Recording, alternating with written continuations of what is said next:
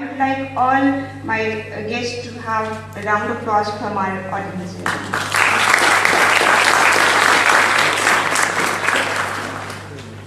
The prospects of functional democracy in Pakistan have been an important component of Pakistani politics and serious subject of debate among politicians, bureaucrats, journalists and academicians. This one-day national seminar by Political Science Department of FCCU aims to debate over various dimensions of political process and institution building which are imperative to achieve the goal of consolidating a functional democracy in Pakistan. I'd like to invite Dr. Farooq Hasnat, Mr. Anwar Khan, Mr. Ahmed Bilal Mehboob, Dr. Ayaz Muhammad Ilana to please come on the stage and take your chairs here for the first session of our national seminar.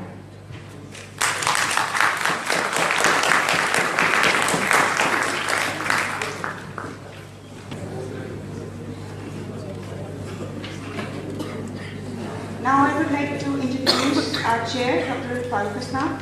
Dr. Farooq Hasnat is currently a professor of political science at FORMAN Christian College, Lahore. Previously, he was chairman, Department of Political Science, University of the Punjab, Lahore. His career ranges from an adjunct scholar at Middle East Institute, Washington, D.C., Kaizen scholar at the Center of Strategic Studies, University of Jordan, Deputy Chief Political Affairs Wing, Prime Minister's Secretariat, Islamabad, Senior Research Fellow at the Institute of Strategic Studies, ISSI, Islamabad, Research Fellow, Department of Politics, University of Innsbruck, Austria, and Research and Teaching Assistant, Department of International Studies, University of South Carolina, USA. Dr. Hasnat frequently writes in newspapers and magazines over a range of issues, particularly related to the Middle East and Pakistan.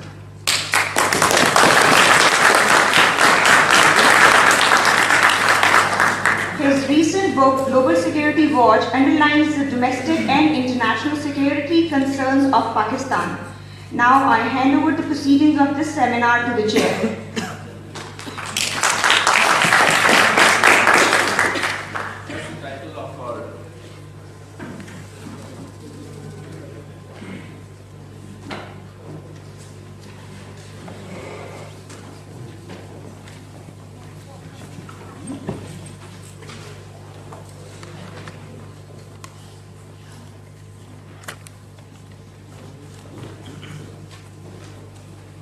As the title of our seminar, today's seminar shows that we are concerned about strengthening the political process so that we can have a functional democracy in Pakistan, which has been a big issue in our history.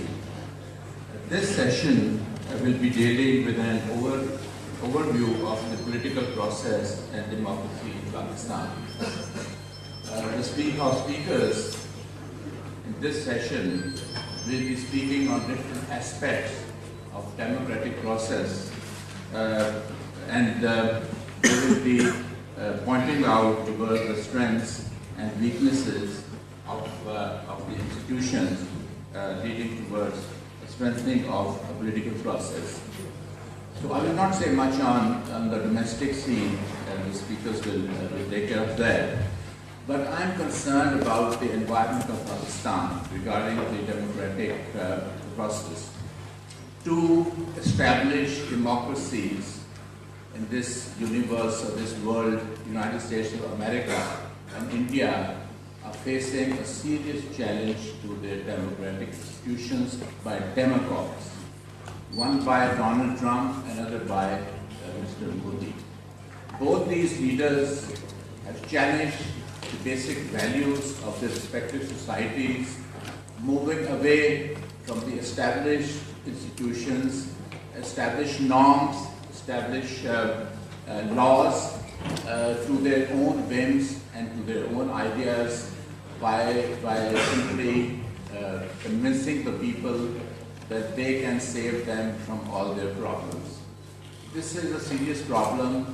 And Pakistan also has to take into consideration that the democracy by itself does not mean that you go for elections and you elect a government and the government comes in power.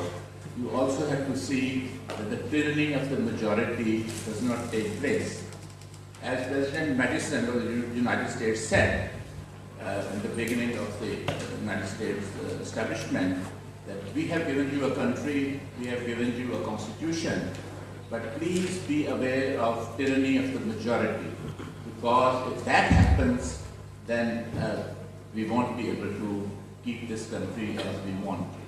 And the United States is that normally we quote these two countries whenever we want to speak of strengthening democracy or democratic institutions in Pakistan. And our argument is that both these countries, especially the United States, progressed tremendously because of a certain type of institutions that they had placed in their country. For the Indian example, we say that the reason why India is cohesive society, comparatively speaking, in spite of all the diversity which they have, is that their democratic institutions are in place.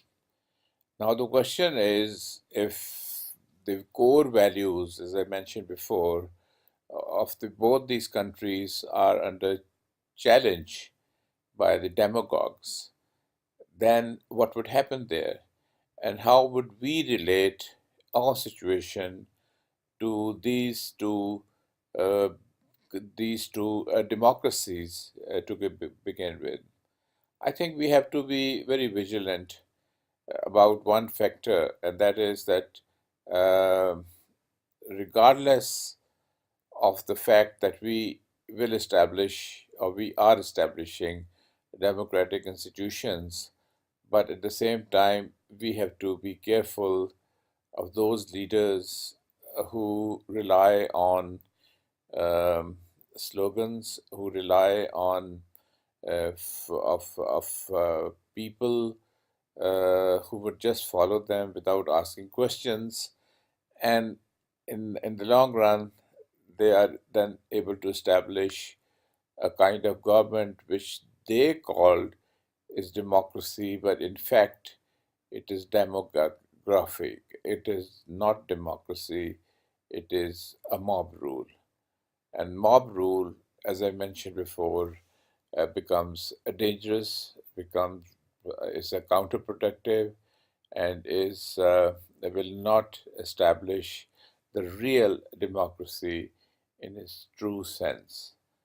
So in the end, I would say that apart from looking into these various questions of political parties, the political parties, uh, good governance, and independent election commission, we also have to take into consideration that after once the elections are held, no matter how independent they are, what will happen afterwards and what will happen subsequently.